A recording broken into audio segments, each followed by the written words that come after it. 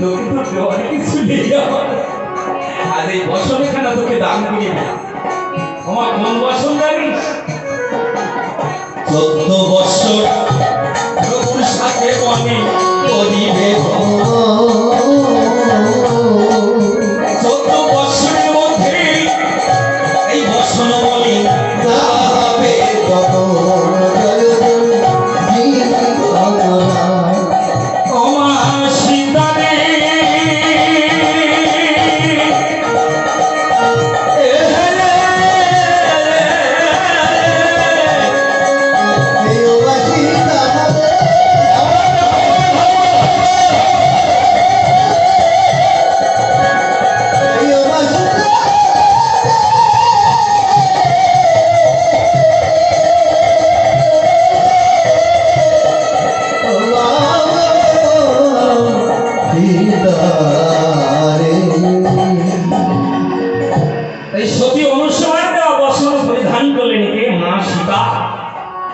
ভগবান রামচন্দ্রের সঙ্গে মা সীতা যে বনে গিয়েছিল, ওই সতী অনুসর বসন পরিধান করে 14টা বছর বনবাস কাটিয়েছিল।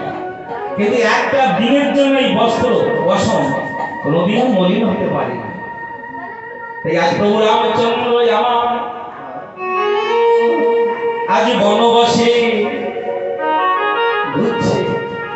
ঘুরতে ঘুরতে প্রভু রামচন্দ্রে সেই 14 বছরের শেষ বছর নেমে এসেছিল।